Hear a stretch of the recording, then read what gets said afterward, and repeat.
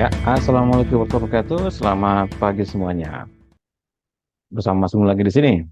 Oke, hari ini menginformasikan mengenai seminar rutin yang nanti akan diadakan oleh OMG, baik di kantor OMG secara offline maupun di Zoom. Nah, untuk yang topik kali ini adalah seminar yang berhubungan dengan cahaya. Nah, kita tidak panjang dan lebar, karena ini adalah overview singkat saja, pengenalan ya, perkenalan. Saya akan informasikan mengenai pengetahuan salah satu alternatif untuk cara sehat. Harus begitu, karena cara kita untuk menuju sehat dan mendapatkan sehat itu berbagai macam. Maka saya sering kasih istilah seperti ilustrasi puzzle. Kita harus nyusun puzzle dengan gambaran besarnya ini sehat. Maka komponen-komponen pendukungnya harus cocok pas sehingga nanti gambaran besar sehatnya terlihat dan terwujud sehingga bisa menuju ke sana. Kalau enggak, ya kita agak sulit karena akan terus mencari tanpa henti. Maka diperlukan pertama adalah doa yang kuat kepada Yang Maha Kuasa. Mudah-mudahan semoga dituntun, diarahkan pada orang-orang yang menjadi jalan kesembuhan atau bahan-bahan atau pengetahuan yang menjadi jalan kesembuhan. Bahkan menjadi kesembuhan itu sendiri, ya kan? Kemudian berikutnya adalah memulai ikhtiar. Mulai ikhtiar berarti melakukan segala daya dan upaya untuk memahami kepingan-kepingan puzzle ini dan dapat menyusunnya untuk diri sendiri. Karena tentu sehat menurut masalah A tidak sama dengan sehat menurut masalah B. Walaupun kita mau tracing dari akarnya, ya kan? Jadi seseorang misalnya katakanlah si A punya masalah kesehatan X, si B punya masalah kesehatan Y. Maka kepingan puzzle-nya bisa saja sedemikian berbeda. Kayak jelas sama sini ya. Nah, maka ada banyak berbagai cara sehat seperti mengambil dari atau mengadopsi dari pola makan. Ada banyak contoh pola makan di dunia ini yang bisa Anda adopsi. Dari mulai berbagai macam diet, gitu kan? Berbagai macam pola makan, entah mereka mau menyebutnya sebagai apa. Dari mulai diet mayo, diet paleo, kemudian ada diet menyusahkan golongan darah, kemudian ada diet ketogenik, gitu kan? Entah mereka menyebutnya sebagai gaya hidup atau apa. Ada diet vegan, ada juga diet carnivore atau carnivore diet. Nah, ini nih macam-macam. Berarti Anda harus mengikuti semua aturan yang dituliskan pada pola itu, ya kan? Nah, kemudian ada juga sehat didasarkan pada pola tidurnya. Jadi kurangi begadang. Ingat pesan Bang Roma. Ya, begadang kalau ada gunanya, kalau nggak ada gunanya jangan begadang, tidur saja. Tidur yang cukup, ya kan? Karena tidur adalah kegiatan yang sangat menyehatkan dan meregenerasi sel. Anda minum suplemen kayak apapun juga, Anda olahraga fisik kayak apapun juga, Anda olah napas kayak apapun juga, tapi Anda tidak bisa tidur, ada masalah nantinya. Nah, maka harus dicari cara-cara yang membuat Anda bisa tidur. Baik itu memahami tidur secara literal, yakni merem, tidak ada kesadaran, blast di tempat tidur atau di mana saja, ya kan?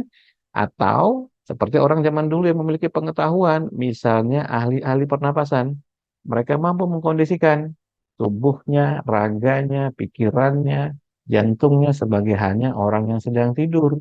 Ketika diukur berdasarkan alat-alat modern, seakan-akan dia sedang tidur. Sehingga cukup dengan tidur sebentar saja, tapi dia bisa masuk pada kondisi deep sleep yang sempurna, yang sangat baik. Kemudian yang ketiga adalah pola penyikapan hati. Bagaimana cara kita merespon terhadap lingkungan, gitu kan? Terhadap situasi, keadaan, peristiwa, apa saja yang ditangkap oleh panca indera maupun yang muncul di dalam pikiran dan perasaan orang per orang.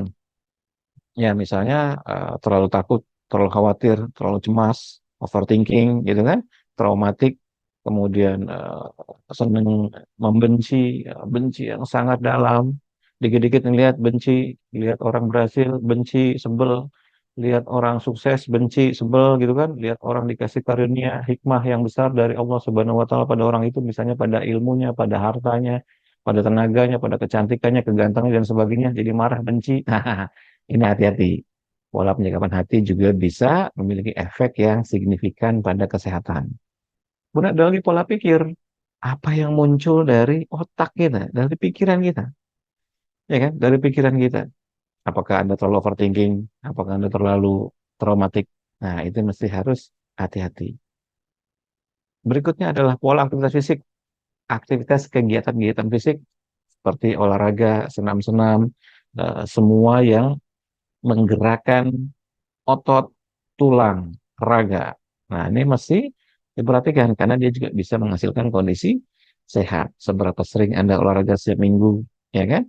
Apakah 2 kali, apakah 3 kali, apakah durasinya cukup? Oh, saya seminggu 5 kali, Mas. Oh gitu ya? Iya, tapi setiap olahraga cuma 5 menit. Wah, gitu. Ya mungkin nggak bisa.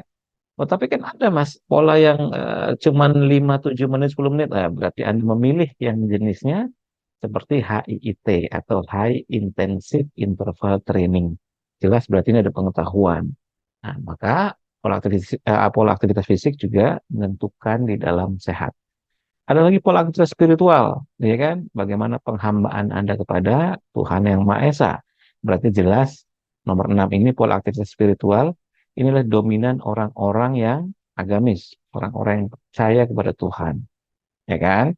Ya memang kalau di Barat ini spiritualitas itu tidak hanya ditafsirkan sebagai hubungan antara manusia dengan Tuhan atau hablum minallah, tetapi juga hubungan antara manusia dengan energi-energi besar, kan gitu kan? Sesuatu yang lebih besar dari dirinya. Ya sebagian meyakininya begitu. Tapi kalau di Timur, kata orang beragama gitu ya, khususnya kita di Indonesia, berarti kita adalah orang-orang yang percaya Tuhan, maka penghambaan diri kepada Tuhan, keyakinan kepada Tuhan, tauhid pada Tuhan itu adalah sesuatu yang menyehatkan. Berikutnya nomor 7 adalah pola napas. Arti cara kita mengatur napas. Loh, kenapa kok pola napas harus dipelajari? Iya, karena ini ada ilmunya.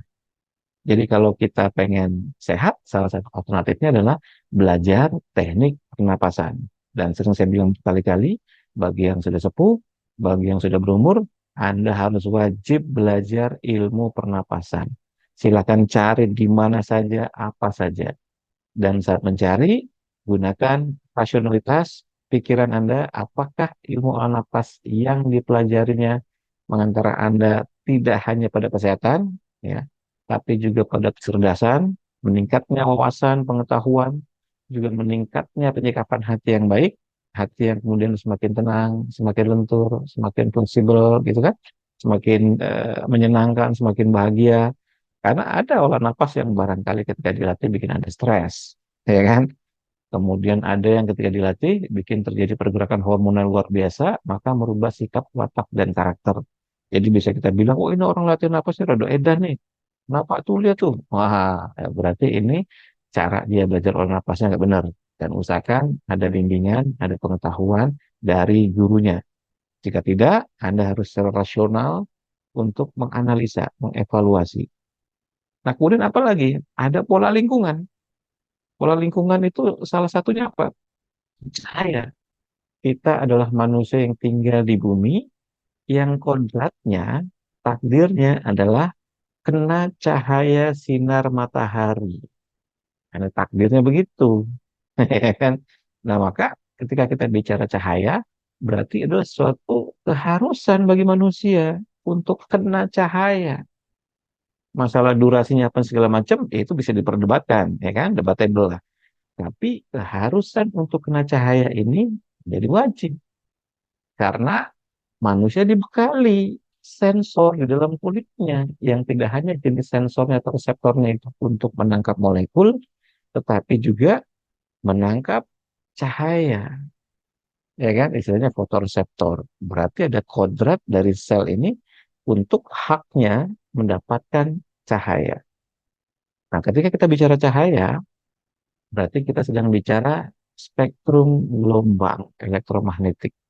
Nah, secara umum dibagi menjadi dua, yakni yang bersifat ionizing, terionisasi, gampangnya begitu, atau sinar yang terionisasi. Yang kedua adalah sinar yang non-ionizing atau sinar yang tidak terionisasi. Apa bedanya? Sinar yang terionisasi adalah, ya ini bahasa Inggrisnya ya, sederhananya gampangnya begini. Ketika sebuah objek, objek ini berarti kita bicaranya adalah water, udara, apa air, udara, dan living tissue, jaringan hidup. Berarti manusia ya, jaringan hidup tuh mungkin kulit, mungkin tulang, daging, dan sebagainya. Nah, gampangnya ketika jaringan hidup, karena kita bicara manusia, ketika air dan jaringan hidup yang ada di dalam tubuh kita terkena sinar yang bersifat ionisasi, maka elektron akan terlompat, akan terlontar, akan lepas, akan copot, akan kebuang, gampangnya begitu. Ya kan? Seperti kita tahu bahwa di dalam struktur molekul, berdasarkan prinsip kimia, bahwa elektron ini harus terjaga jumlahnya, tarannya, ya kan, susunannya harus terjaga dengan konsisten. Nah, jika dia dikenai ionisasi, sinar yang bersifat ionisasi, maka elektron ini akan terlompat, terlontar dari jalurnya. Ya, dia akan terlontar dari jalurnya. Nanti ada dampaknya, nanti kita lihat dampaknya apa. Nah, sedangkan yang non-ionisasi, ini dia tidak terlontar dari jalurnya. Oke, lalu apa dampak dari terlontar elektron dari jalurnya? Jelas, semua sinar yang bersifat ionisasi, seperti ultraviolet, sinar X, sinar gamma, itu akan memiliki efek samping, yakni radikal bebas sampai ke cancer, karena membuat molekul sel menjadi tidak stabil akibat elektronnya terlontar atau terlepas dari jalurnya. Karena saking kuatnya sinarnya, ya kan, energi saking kuatnya, maka dia akan melontarkan atau melepas elektron dari jaringan yang semestinya, sehingga membuat sel itu tidak stabil. Oke, jelas sampai sini ya. Sedangkan ionisasi tidak. Sekarang kita lihat di sini. Nah, jadi dari mulai ultraviolet, X-ray, gamma itu adalah yang bersifat ionisasi. Maka ini yang ada bahayanya, ya kan? Nah, ini kita lihat contohnya gambar sini ya. Jadi ketika ada sinar mengenai molekul, maka kemudian akan terlepaslah elektron dari jalurnya, sehingga menjadi tidak stabil molekul ini. Maka dia akan menjadi radikal bebas, ya kan? Maka diperlukan antioksidan untuk memperbaiki itu. Kalau dia tidak cukup, maka akan berakhir menjadi anomali sel seperti kista tumor medium cancer. Jadi start dari ultraviolet, sinar X, sinar gamma, ini semua jenis-jenis yang ionisasi. Sedangkan yang aman adalah yang ke kanan, yang ke arah sini yang aman ya, yakni visible light, berarti cahaya yang tampak oleh mata, mulai dari violet, ya kan? Kita sebut saja ungu, biru, hijau, kuning, hingga merah dengan panjang gelombangnya. Ya, hijau antara 500-an, merah start mulai dari 600-an, dan makin ke kanan bersifat inframerah. Inframerah itu terdiri dari near infrared, infrared, dan far infrared. Yang membedakan adalah panjang gelombangnya. Kenapa bisa begitu? Karena panjang gelombang ini menentukan tingkat penetrasi yang dapat dicapai oleh sinar tersebut. Misal, ketika kita bicara sinar biru, maka dia mampu menembusi 2 sampai 3 mm di bawah permukaan kulit. Jika kita bicara merah, ini mampu menembus sampai 8 hingga 10 mm. Berarti nyampe ke lebih dalam lagi. Sedangkan kita bicara inframerah atau near infrared itu di atas 800 nanometer, maka dia menembusi lebih jauh lagi. Nah, maka ketika kita tahu prinsipnya, sekarang pertanyaannya adalah seberapa sering kita berjemur, ya kan, untuk mendapatkan cahaya, untuk menerima cahaya di tubuh kita, kulit kita, seberapa sering? Nah, silakan dijawab dengan jujur. Jika kita tidak sering, berjemur, maka Anda harus memiliki alat untuk sebuah alat yang memancarkan cahaya untuk dikenai ke kulit Anda. Karena kita sudah belajar sainsnya bahwa yang kita butuhkan adalah dari mulai batas biru, cyan, green, yellow, red, dan infrared, maka alatnya harus yang bisa memancarkan itu. Tergantung nanti pemilihannya. Nah, tapi sekali lagi ini opsional loh ya. Jadi seminar ini tidak menyuruh Anda untuk beli-beli alat. Enggak, ini pengetahuan bahwa kodratnya manusia itu adalah kena sinar, kena cahaya. Maka dikembalikan pertanyaannya, apakah Anda jenis orang yang kena sinar setiap harinya, kena cahaya, atau dapat sinar matahari berjemur, misalnya begitu, atau tidak? Kalau tidak, maka Anda harus melakukan upaya tambahan agar tetap bisa mendapatkan sinar, manfaat dari sinar itu, ya kan? Nah, maka alternatif untuk alat ini sifatnya opsional saja, berdasarkan aktivitas Anda pada saat itu. Ya, jelas ya. Ya, jadi pilihannya begitu. Kayak saya pribadi nih. Saya adalah orang yang mengakui bahwa saya jarang kena sinar matahari. Jarang sekali. Saya bangun pagi, kemudian mandi, latihan napas, lalu berangkat naik mobil, ya kan, ya nggak kena sinar matahari. Lalu saya ke pasien, kelas privat, atau mungkin ke kantor, nyampe, masuk parkiran, juga nggak kena sinar matahari. Ya, kenapa cuma sesuaitan aja lah. Kemudian saat saya pulang, sudah malam, di atas maghrib atau di atas isya, maka sudah tidak ada sinar matahari. Maka saya sadar diri, aktivitas saya itu aktivitas yang tidak kena sinar matahari. Maka saya harus punya cara, strategi agar saya tetap bisa kena sinar. Maka alat yang memancarkan panjang gelombang tertentu, sinar tertentu, ini adalah solusi buat saya. Nah, kemudian saya pelajari sainsnya, ilmu dan sebagainya, didapatlah manfaat dari sinar merah dan near infrared. Jadi dengan panjang gelombang di atas 600 nanometer sampai di atas 850 nanometer, ini ternyata memiliki dampak. Maka saya praktekkan tiap hari. Sambil saya ukur, baik HRV-nya, gula darahnya, gelombang otaknya, kemudian rasa subjektif yang saya dapatkan ketika diterapi untuk diri sendiri menggunakan sinar merah ini. Ternyata dapat mengurangi peradangan. Ini saya kompilasi di banyak jurnal. Dapat meningkatkan fungsi tiroid. Jadi mereka ada masalah dengan tiroid, sinari. Iya kan? Ya mungkin Anda masih ingat ketika ada bayi yang baru lahir, kemudian dibilang dia jaundice atau kuning gitu kan, maka dia disinari dengan sinar biru, ultraviolet, ya kan? Disinari. Jadi sinar ini menjadi obat pada saat itu. Sinari terus, maka terjadi perubahan pada metabolisme selnya. Kemudian dapat membantu menurunkan lemak, dapat meningkatkan ikatan kerja di gym dengan cara memperbesar produksi ATP dari mitokondria, dapat mempercepat pemulihan dengan cara ada macam cara nanti saya akan jelaskan di seminar lebih detailnya.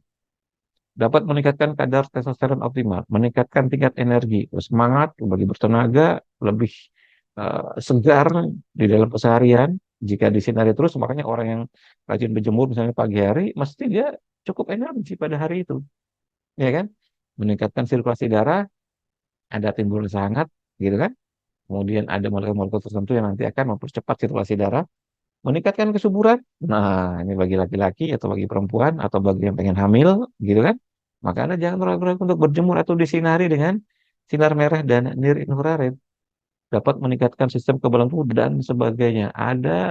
Saya kompilasi dari banyak jurnal. Ada kurang lebih 36 manfaat sinar merah dan inframerah yang luar biasa. Nah, kapan detail dari pemahaman sinar merah ini akan diberikan nanti sore jam 4 lewat Zoom. Jadi kalau Anda tertarik, monggo silakan kontak Intan yang nomornya nanti ada di layar ini lewat Zoom dan selalu ada rekamannya. Kita akan belajar pengetahuan lingkungan yakni sinar merah dan near infrared. Kenapa? Karena kodrat manusia itu kena sinar. Kodrat manusia kena sinar matahari. Jika tidak, maka Anda harus cari cara. Cari cara untuk tetap mendapatkan manfaat dari sinar. Sampai ketemu nanti sore. Assalamualaikum warahmatullahi wabarakatuh. Selamat siang semuanya.